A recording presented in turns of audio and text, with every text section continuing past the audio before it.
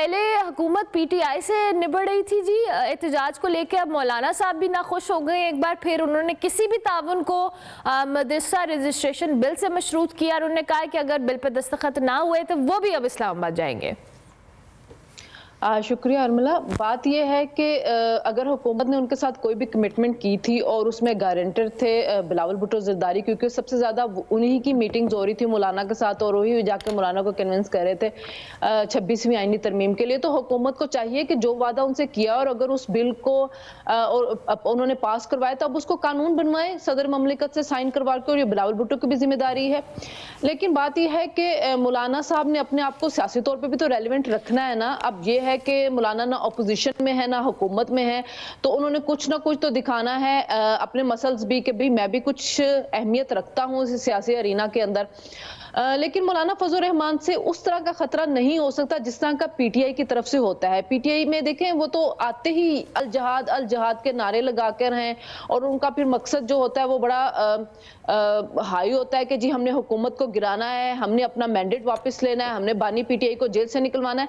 तो मौलाना फजल रहमान एक्सट्रीम पे तो जाएंगे नहीं।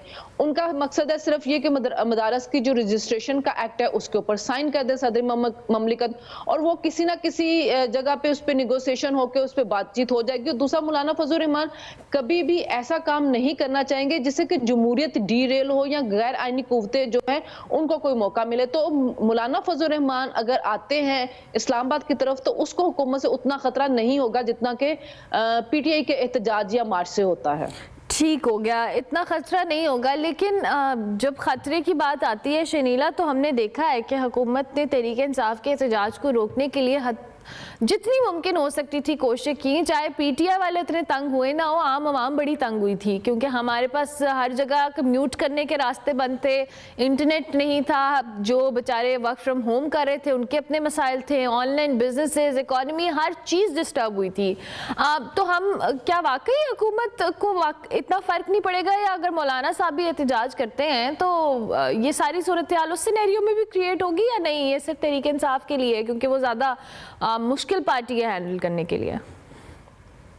नहीं, आपकी बात बिल्कुल ठीक है कि ये पीटीआई मुश्किल पार्टी है हैंडल करने के लिए। उसकी वजह यह है ना, देखें अभी जब हुकूमत अब फुटेजेस दिखा रही है कि उनके पास असलहा भी था, डीपीओ अटैक की अगर हम सुने तो वो बता रहे हैं कि कितने ट्रेंड लोग उनके साथ थे और उसके साथ एक पूरे सूबे के वसाइल थे, और फिर वो किसी जगह पे भी मुज़ाकरात के ऊपर आ नहीं रहे होते। आप यहाँ तक देखें कि अभी तक एक कंफ्यूजन जो है उनकी पार्टी के अंदर चल रही है कि बानी पीटीआई ने कहा था संगजानी के मुकाम पे चले जाए तो डी चौक कौन लेके गया। ये वो कंफ्यूजन है जिसकी वजह से उनकी पार्टी के अंदर पता भी नहीं चलता कि डिसीजन ले कौन रहा है। मौलाना फजल रहमान की पार्टी के अंदर ऐसा नहीं है क्योंकि मौलाना फजल रहमान खुद पार्टी के साथ आ रहे होंगे, तो अगर उन्होंने कोई भी डिसीजन लेना है, हुकूमत के साथ कोई भी मुज़ाकरात करने, तो मौलाना फजल रहमान मौजूद हैं और वो फैसला कर रहे होंगे। यहाँ तो पता ही नहीं चलता कि जो जेल में मिल के आता है वो आके बात सही कर रहा है या जो बाहर बैठा हुआ है वो बात सही कर रहा है। क्योंकि देखें बैरिस्टर गौहर मिल के आते हैं इमरान खान साहब से और वो आके कहते हैं कि खान साहब को हमने बता दिया है 14 लोग जो है वो जा बहक हुए हैं, और थोड़ी देर के बाद इमरान खान साहब के ट्विटर अकाउंट से आ जाता है कि नहीं जी वहां पे तो जलियांवाला बाग वाला जो है इंसिडेंट हो गया। अब समझ नहीं आ रही कि जो लीडरशिप मिल के आ रही है वो बात सही कर रही है, जो ट्विटर अकाउंट को हैंडल कर रहे हैं वो बानी का पैगाम सही तरह से पहुंचा रहे हैं।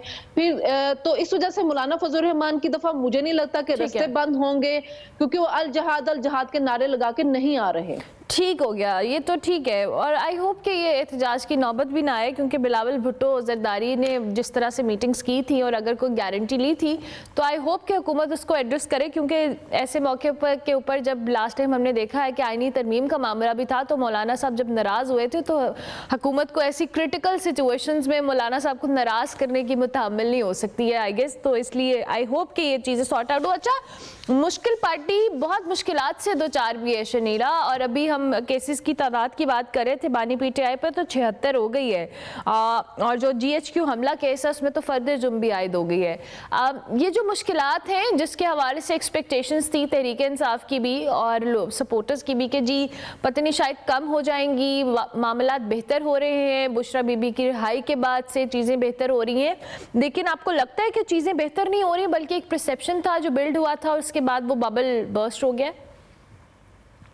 उसकी वजह ये है कि जो अभी जो रिसेंट इवेंट हुआ है 26 नवंबर वाला, इसने मजीद मुश्किलात क्रिएट कर दी हैं। देखिए, आपने सिक्योरिटी एहलकारों के ऊपर हमला किया है, उनको जख्मी किया है, उनके लोग जो हैं वो हलाक हुए हैं इस सारे इंसिडेंट के दरमियान, तो ये छोटी बात नहीं होती है। फिर दोनों साइडों से जो है वो कैजुअलिटी का दावा किया जा रहा है, इस रेंजर्स वगैरह भी शहीद हुए हैं, उधर से सिविलियंस भी शहीद हुए हैं। तो जान कोई एक भी जो जाती है वो बहुत अहम होती है, नहीं जानी चाहिए इस तरह के किसी भी इंसिडेंट के अंदर।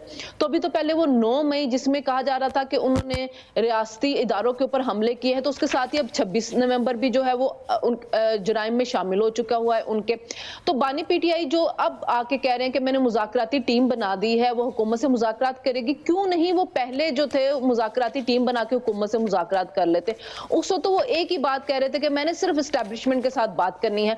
देखिए, सियासतदान जो होता है ना, वो सियासी हिकमत अमली और सियासी मुज़ाकरात के जरिए ही अपने लिए रास्ते निकालते हैं, वो अपनी सियासत को बंद गली में लेके नहीं जाते। बानी पीटीआई जो थे वो किसी भी मामले के ऊपर लचक नहीं दिखा रहे थे, एक ही था कि मेरा मैंडेट मुझे वापस कर दे, मुझे जेल से रिहा कर दें, तमाम जो लोग हैं उनको भी रिहा कर दें। मैंने 9 मई नहीं किया। अब उनकी जो नई डिमांड आ रही है वो कह रहे हैं कि चलिए जी 9 मई पे जुडिशियल कमीशन बना लें, 26 नवंबर को पे जुडिशियल कमीशन बना लें। अब कहीं पे ये बात नहीं कह रहे कि मेरा मैंडेट मुझे वापस कर दें या मुझे जेल से रिहा कर दें। और एक उन्होंने एक कमेटी जो बनाई है उसमें वो लोग हैं जो सियासी सोच रखते हैं, उसमें बिल्कुल वो हॉकिश सोच रखने वाले अली अमीन गंडापुर हो गए या मुराद सईद जैसे जो लोग होते हैं जो भड़काते रहते हैं, उस टाइप हमाद अजहर जैसे वो लोग नहीं रखे गए।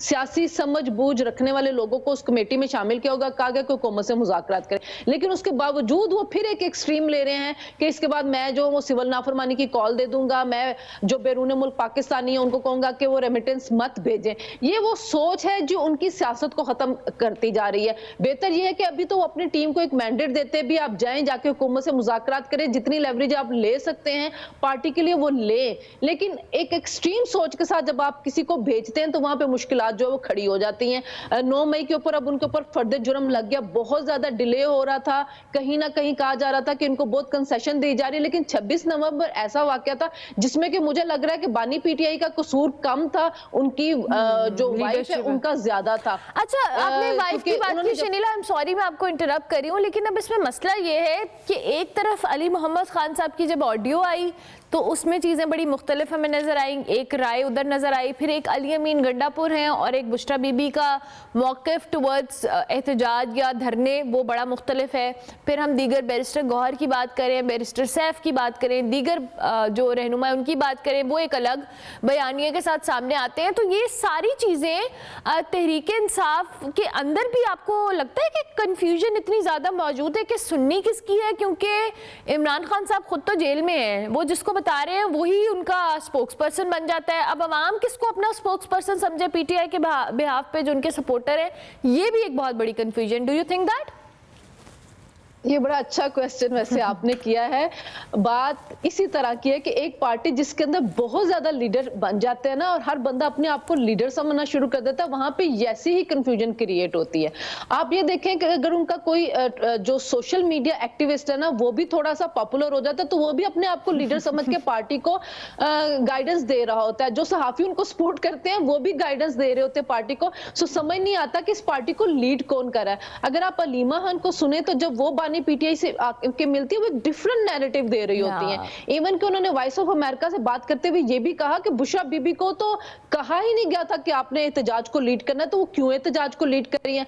मिशाल यूसुफजई बात करती हैं या नादिया हटक जो बात कर रही होती है वो कहते हैं कि जी नहीं, खान साहब ने तो अली अमीन गंडापुर को और बुशरा बीबी को खराज तहसीन पेश किया कि उन्होंने सही उनकी नुमाइंदगी की है। बैरिस्टर गौहर बाहर आते हैं तो वो आके कहते हैं कि नहीं जी खान साहब जो है वो तो मुज़ाकरात की तरफ जा रहे हैं। खान साहब कह रहे थे कि हमने संगजानी की साइड पे जाना और उन्हें पता ही नहीं है कि बुशरा बीबी गई हैं, उनको तो बताया गया कि बुशरा बीबी एहतजाज में थी, ये भी हमने सुना। जी यही मैं बता रही हूँ ना कि अलीमा खान ने भी यही बात कही है।